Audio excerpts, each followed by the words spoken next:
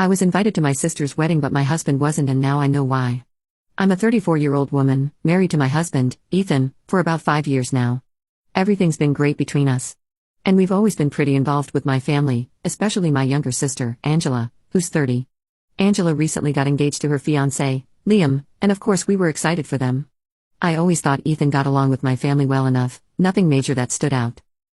But then something happened that threw me for a loop, and I'm still trying to wrap my head around it. So a few weeks ago, I get this wedding invitation from Angela. I was honestly pumped.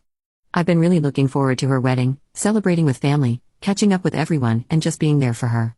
The invitation was beautiful, like one of those fancy cards with gold trim. The kind that immediately makes you realize how formal the wedding is going to be. I opened it expecting to see both our names, but nope, it was just for me. That was odd. I double-checked. It wasn't a mistake, it wasn't a joint invite. Just my name, no mention of Ethan. At first, I thought maybe it was just a simple mistake, or maybe there was some sort of weird guest list issue. I didn't say anything to Ethan right away because I didn't want to freak him out if it was just a mix-up.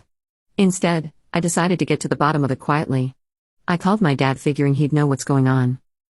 My dad and I are pretty close, so I thought he'd be able to clear it up easily. But when I asked him about it, he seemed off. He hesitated for a second, like he was thinking about how to answer me. Then, he gave me this weird half-baked explanation about how Angela and Liam were trying to keep the guest list small, and that maybe they didn't have space for plus ones. I didn't like how he said it though, it was way too casual. Like he was trying to brush it off, and honestly it didn't sit right with me. But at the time, I just let it go. I told myself that maybe I was overthinking it and I'd deal with it later. I should have trusted my gut because later turned out to be a whole mess. Eventually, I had to tell Ethan about the invitation. I didn't want to hide it from him, and I figured he'd notice something was up when I didn't bring it up. So I told him. He took it pretty hard, honestly, way more than I expected. He's always been really family-oriented, and we've gone to every family event together since we got married. So not being invited to Angela's wedding felt personal to him, like he was being left out deliberately, and I could tell he was hurt, even though he tried to play it off like he wasn't. I kept reassuring him that it was probably some kind of mistake, that I'd figure it out, but the more I thought about it, the more uncomfortable I got. I decided to text Angela casually like, "Hey sis, just got your invite." Wanted to check about Ethan's, wasn't sure if his was separate or something. I didn't want to sound confrontational just in case it really was a mistake. But to my surprise, Angela didn't respond, which was weird because we talk all the time. A day or two passed with no word from her. I could feel this knot growing in my stomach. I tried not to make a big deal of it in front of Ethan, but I knew something was off. The following weekend we had this family barbecue at my cousin's place. I figured I'd see Angela there and maybe I could talk to her in person. At the very least, I was hoping someone would bring up the wedding so I could get a better sense of what was going on. During the barbecue, I overheard my cousin chatting with someone about Angela and Liam's guest list, how strict they were being about who they invited. I wasn't even really paying attention until someone else mentioned that everyone's significant others were invited except for Ethan. That's when I started to feel that gnawing feeling again. It wasn't just some mix-up, they had deliberately left him out. I decided right then that I needed to have a serious conversation with my parents. If they knew what was going on, they were either covering it up or didn't think it was important enough to address. So I pulled them aside later that day and asked them flat out why Ethan wasn't invited. My dad tried to brush it off like it wasn't a big deal, but my mom was avoiding eye contact the whole time. She kept saying things like, "It's just one day, and we don't want any drama before the wedding." That was when I knew something more was going on, and they weren't telling me the full story. Later that night, Ethan asked me point blank what was up with the wedding invite. I didn't have the heart to lie to him, so I told him what I had heard at the barbecue and how Angela still hadn't responded to me. He was upset, obviously. But more than that, he felt singled out like he had done something to deserve being excluded. And honestly, I didn't have any answers for him. The more I thought about it, the more I started to feel like I was missing something big. Ethan wondered if maybe it was because of a disagreement he had with my mom a while back, but that seemed so minor in comparison to what was happening now. None of it made sense. The whole thing was starting to wear on both of us, and I knew I had to confront Angela directly. It wasn't just about the wedding anymore. It was about something bigger, and I needed to know what was really going on before things got even worse. Update 1, I decided to stop waiting around and reached out to Angela directly. I texted her asking if we could meet up. I told her we needed to talk about the wedding and why Ethan wasn't invited. After a few hours of no response, she finally got back to me and agreed to meet later in the week. She said she'd bring Liam along too, which I was fine with. I wanted to hear his side of things anyway. The meeting was set up for a casual restaurant. I told Ethan about it beforehand, assuring him that I'd figure out what was going on and fight for his inclusion. He looked worried but nodded, clearly hoping I could clear things up. He didn't want to go himself, and I didn't push him to. When I got to the restaurant, Angela and Liam were already there, sitting at a table in the corner. The atmosphere felt tense right from the start. Liam was sitting stiffly, his arms crossed, and Angela looked uncomfortable, like she didn't want to be there. There wasn't much small talk. It was clear we all knew why we were meeting. I wasted no time. I asked them straight out why Ethan wasn't invited to the wedding. I wasn't looking for any excuses or deflections. I wanted an honest answer. Angela shifted in her seat, but it was Liam who spoke first. He came right out with it. He didn't feel comfortable having Ethan at the wedding. His tone was blunt, almost rehearsed, like he had been preparing to say this for a while. Angela stayed quiet, her eyes glued to the table. I was completely taken aback. I had expected some kind of explanation about the guest list or maybe a misunderstanding, but this was something else. I pressed him for more details, and that's when he dropped the bombshell. According to Liam, Ethan had made some comments at a family gathering last year, something about their relationship that deeply offended him. Liam claimed that Ethan had made snide remarks and implied that he wasn't good enough for Angela. I couldn't believe what I was hearing. Ethan? Making those kinds of comments? It didn't sound like him at all. I asked when this supposedly happened, and Liam mentioned a specific family barbecue we had attended. I tried to think back to that day, but I couldn't remember Ethan saying anything out of line. If anything, I remembered everyone getting along just fine. Liam, however, was adamant. He said the comments stuck with him and that he didn't want any negative energy at the wedding. He didn't want to risk any drama on his special day. I glanced at Angela, hoping she'd step in, but she still hadn't said a word. That's when it really hit me, Angela was siding with him on this. I asked her directly if she agreed with what Liam was saying. She finally spoke up, but her response wasn't what I wanted to hear. She said that while she didn't entirely agree with Liam's view of things, she needed to support him, especially on their wedding day. She kept emphasizing that it was his day, like that justified excluding my husband. It felt like a punch in the gut. I couldn't believe my own sister was okay with this. It felt like a betrayal. I told them both that I thought they were blowing things out of proportion, that if Ethan had said something it was probably just a misunderstanding. But Liam wasn't having any of it. He said he didn't want to take the risk of any tension at the wedding. Things started getting heated. I was frustrated, and I could feel my voice rising as I accused Liam of holding onto a grudge over something that likely wasn't even that big of a deal. Liam stood his ground though, and Angela just sat there, looking like she wanted to disappear. Then Liam said something that really threw me. He mentioned that some of the other family members agreed with him, which is why nobody was making a big deal about Ethan not being invited. I couldn't believe it. I had assumed this was just between him and Ethan, but now I was hearing that other people in my family were in on it too. It made me feel like I didn't know my own family anymore. I left the meeting feeling more confused and conflicted than ever. Part of me wanted to defend Ethan no matter what, but another part of me started wondering if maybe he had unknowingly offended Liam. I hated that I was even questioning it, but the doubt had been planted. When I got home, I told Ethan everything that happened. He was hurt, furious actually. He swore up and down that he had never said anything like what Liam was accusing him of. I believed him, but it didn't make the situation any easier. Now, it wasn't just about the wedding anymore. Ethan felt like he was being unfairly targeted by my family, and honestly, I couldn't blame him. Over the next few days, things were awkward with my family. Nobody brought up the wedding again, but the tension was there, unspoken. Ethan started pulling back even more, avoiding family gatherings and not wanting to be part of anything involving Angela or Liam. It was starting to affect our marriage too. Ethan was frustrated that I hadn't defended him more fiercely, and I was stuck in the middle, unsure of how to move forward. I knew I couldn't keep stalling. The wedding was coming up fast, and I had to decide whether I was going to attend without Ethan or stand by him and risk a full-on family rift. It felt like I was being forced to choose between my husband and my family, and I didn't know if there was any way to come out of this without losing something important. Update 2, the next few days were absolute hell. I couldn't stop thinking about the wedding. On one hand, it was my sister's big day. I had been excited for this wedding for months, looking forward to celebrating with her, the family, and being a part of this special moment. But on the other hand, how could I go when Ethan was being excluded like that? The idea of showing up without him, knowing how hurt he was, just didn't sit right with me. I spent a lot of time thinking things over, but I also knew I needed to talk it out with someone. So I called up my best friend, Marie, who's always been good at seeing things from a practical angle.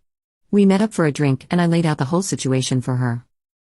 Marie didn't sugarcoat things, she told me straight up that what Angela and Liam were doing was messed up. She couldn't believe they deliberately excluded Ethan, and she made it clear that, in her opinion, I shouldn't even consider going to the wedding. Skipping the wedding is the right move, girl. If you go without him, it's going to mess with your marriage, she said. She wasn't wrong. The more I thought about it, the more it became clear. If I went to that wedding without Ethan, it would send the message that I was okay with him being left out, and I wasn't. Not by a long shot. Meanwhile, at home, things were getting tough. Ethan was really struggling with everything. One night he just broke down. I found him in the kitchen crying quietly. He told me how hurt he felt, how he was starting to wonder if I was really on his side. He said it felt like he was being pushed out of the family, and it was breaking him. That hit me hard.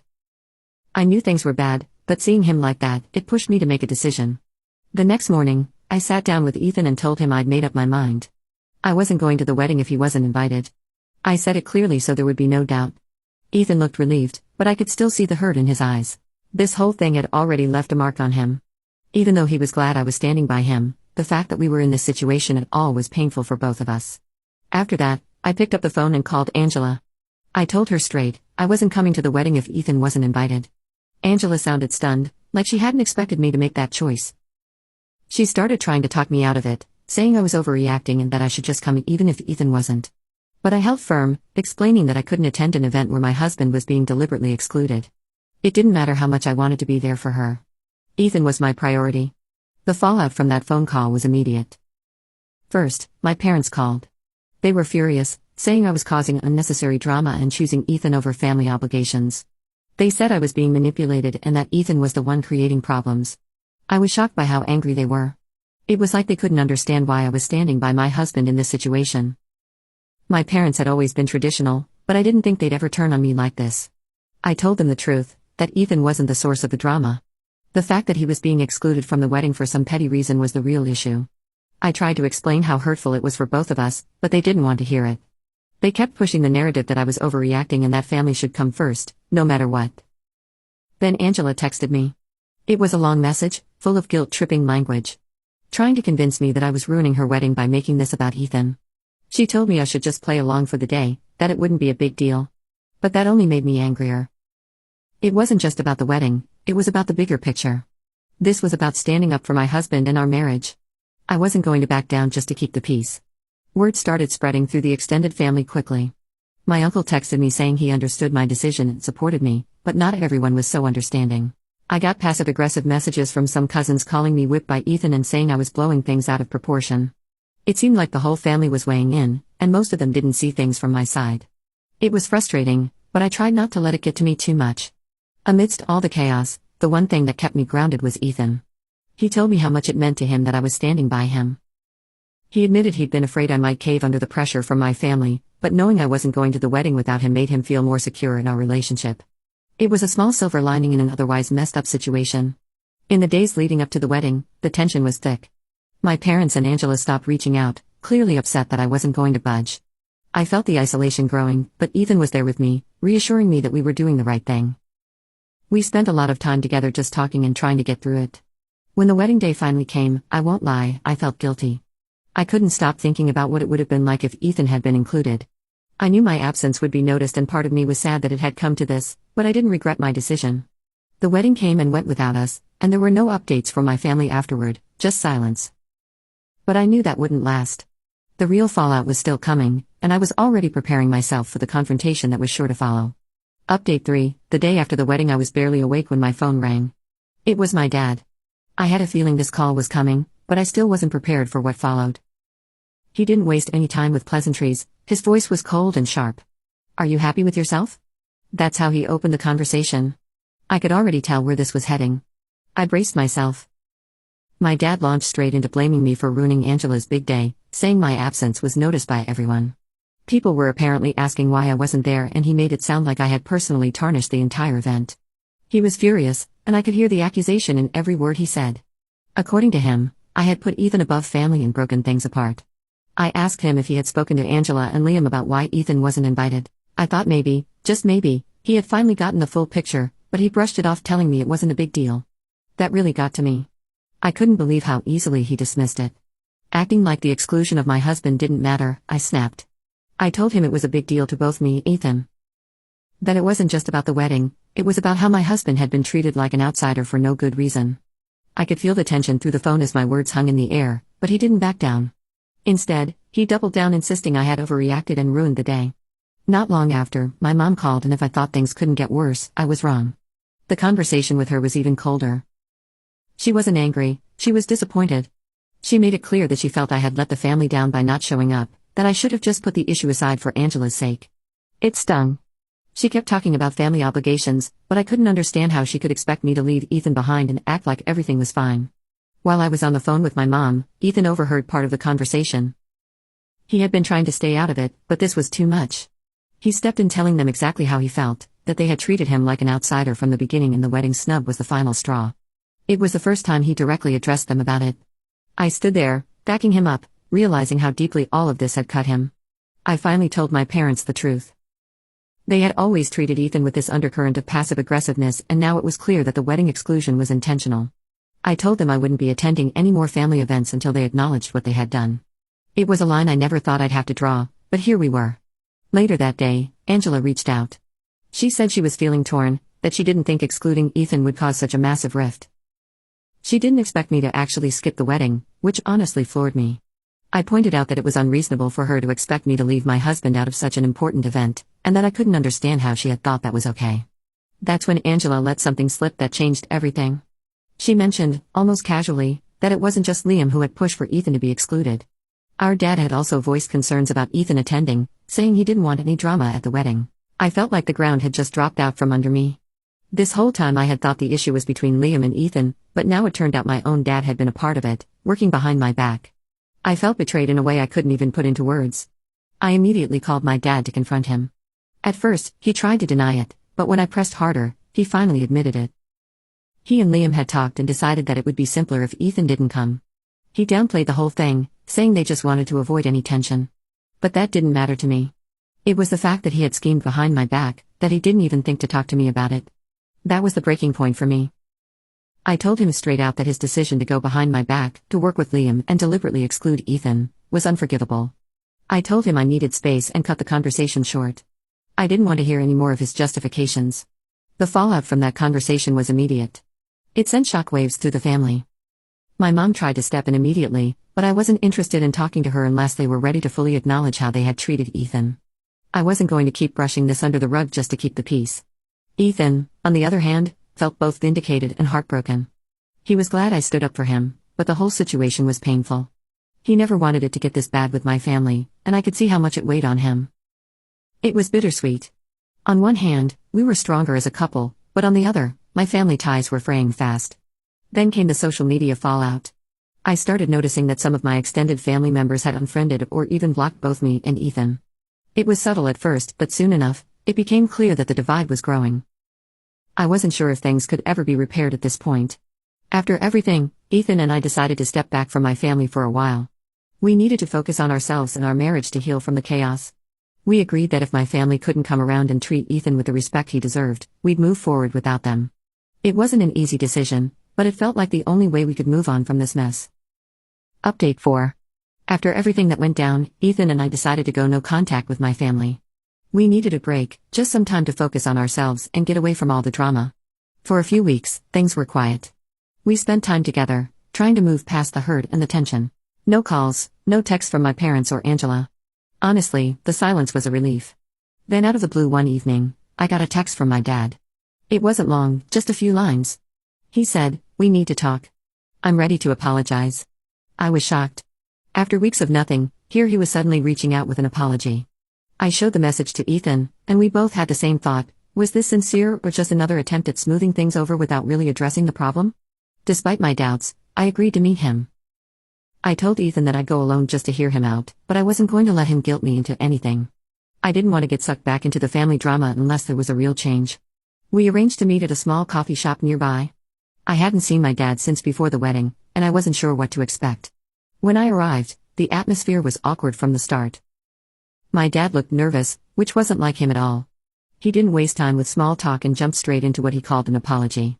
He said he was sorry for how things turned out and claimed that he never meant for Ethan or me to feel excluded. At first, I was hopeful, but the more he talked, the more I realized something was off. His apology was full of if statements. "I'm sorry if you felt hurt, and I didn't mean if you and Ethan thought we were leaving him out." It felt conditional, like he was trying to minimize the whole situation. The more he spoke, the more frustrated I got. I interrupted him. I had to point out that his apology didn't feel genuine. It wasn't just a misunderstanding, it was a deliberate choice to exclude Ethan, and it hurt both of us. I told him that apologizing with all these ifs wasn't going to fix anything. My dad's face tightened at my words, and I could see his defenses going up.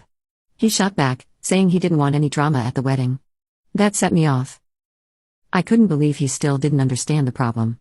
I told him that excluding Ethan created far more drama than it ever could have solved. The whole mess was because they chose to push Ethan out for no good reason, and now the family was fractured because of it. My dad backtracked, trying to justify his actions. He said Ethan and Liam never really got along, and that he was just trying to avoid tension on Angela's big day. According to him, it was all about keeping the peace. But that excuse didn't sit right with me.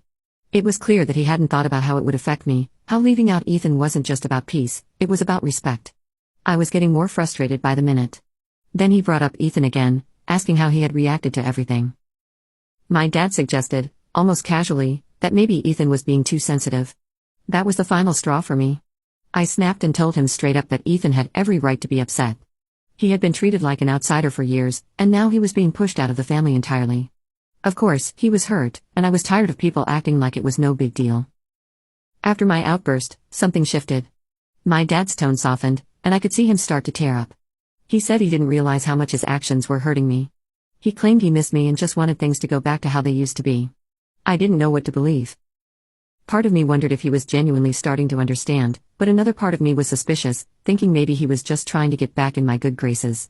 I told him the truth, I miss my family too, but I wasn't going to sacrifice my relationship with Ethan to make things go back to normal. If he was serious about repairing things, he needed to make it right with Ethan. That meant giving him a real apology, not just some vague excuse about avoiding drama. I told him that until that happened, Ethan and I weren't going to be part of the family. My dad seemed hesitant, but he eventually agreed to apologize to Ethan. He said he would reach out, but I could tell he wasn't fully convinced. I could see it in his eyes, he still didn't fully understand the depth of the hurt he had caused. I wasn't entirely sure if his apology would be genuine or just another way to gloss over the situation. I left the meeting feeling cautiously optimistic, but also guarded. On one hand, I was glad my dad acknowledged some of the wrongdoing, but on the other, I wasn't sure if he'd really follow through. I decided to give him the benefit of the doubt, at least for now. When I got home, I told Ethan about the conversation. He listened quietly, and I could tell he was skeptical too. We agreed to wait and see what my dad's next move would be. But one thing was clear, we weren't going to let ourselves get pulled back into the same patterns. If my family couldn't respect us both, we were ready to move forward without them. Update 5. A few days after my meeting with my dad, the apology came through, but not in the way I expected. My dad sent a carefully worded text to Ethan. It wasn't long, just a few sentences. He apologized for any hurt caused and mentioned he hoped we could move forward as a family. When Ethan showed me the message, we both knew what it was.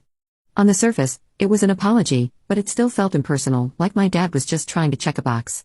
There was no real acknowledgement of why this hurt us so deeply. Ethan's reaction was mixed. He appreciated that my dad had reached out, but it didn't feel like it addressed the bigger issues. He was still being treated as an outsider, and the text didn't change that. I reassured him that we would move forward on our own terms. We weren't going to let a half-hearted apology be the end of this. If they wanted us back in their lives, it would have to be on a foundation of respect. Meanwhile, word about everything that had happened spread fast through the extended family. Gossip was flying around, and I started hearing from some cousins. Apparently, there were still people who felt like I had overreacted by not attending Angela's wedding. They thought I should have just gone, even if Ethan wasn't invited, to keep the peace. But I was done tuning into that noise. These were people who didn't understand or didn't care to understand the situation. I wasn't going to let their opinions sway me. Then, out of nowhere, Angela reached out. She asked if we could meet up for drinks, just the two of us. I wasn't sure what to make of it, but after everything, I thought maybe she had taken some time to reflect. I agreed to meet her, hoping for the best but keeping my expectations low. When we sat down together, Angela surprised me. She started by apologizing for the role she played in the wedding drama. She admitted that she should have stood up for me, Ethan, but said she was trying to avoid conflict with Liam. She seemed genuinely sorry for how things had gone down, and I appreciated hearing that from her. But at the same time, I couldn't ignore the damage that had been done. I told her as much, that while I was grateful for her apology, things between us weren't the same anymore. This whole ordeal had hurt our relationship. I decided to ask her about Liam. Did he have any intention of reaching out to Ethan or at least acknowledging the hurt he caused? Angela hesitated. She said Liam still felt justified in his decision to exclude Ethan and didn't think he owed anyone an apology. That hit hard. While Angela was ready to make amends, it was clear that Liam wasn't. He was holding on to whatever grudge he had, and there was no sign of that changing. That conversation made me realize something important. Even though Angela might be remorseful, the root problem hadn't changed. Liam's attitude toward Ethan was still the same. And as long as that was the case, I wasn't sure if things could ever be fully repaired. I started wondering if I could even maintain a relationship with Angela while her husband continued to hold on to this unnecessary hostility. When I got home, Ethan and I had a long talk. I asked him how he felt about continuing to interact with my family after everything that had happened. He was honest with me. He said he was willing to give them a chance, but only if they truly changed their behavior.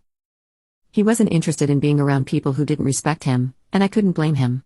We had both been through enough. That was when I realized I needed to make a tough decision. I couldn't keep chasing approval or hoping for peace from my family if they weren't willing to fully accept Ethan. We couldn't keep living in limbo, wondering if the next family event would be another disaster. So Ethan and I agreed to set some firm boundaries. We wouldn't attend any more family events unless Ethan was invited and treated with respect. We weren't going to subject ourselves to the same passive-aggressive behavior we had been dealing with for years. It wasn't about cutting ties completely, it was about protecting ourselves and our marriage. We decided to limit our interactions with my family and focus on building a healthier, happier life together.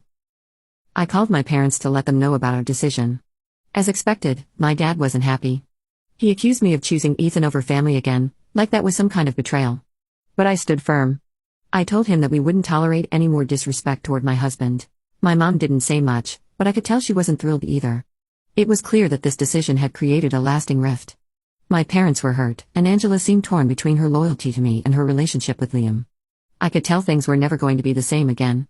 The family I once knew felt fractured, and I wasn't sure if it could ever go back to how it was before. Despite all of that, I felt a newfound strength. This experience had brought Ethan and me closer together. We had been through so much, but in the end, it had solidified our commitment to one another. We weren't just surviving the situation, we were coming out of it stronger. We decided it was time to focus on ourselves and leave the family drama behind. We started planning a vacation we had been talking about for years and even began considering the possibility of moving to a new city for a fresh start. It felt like the right time to look forward instead of dwelling on the past. In the end, I realized something important. Family is important, but the most important family is the one you build with the person you love. I knew I had made the right choice by standing by Ethan, even if it meant leaving some people behind. Middle of the dinner rush.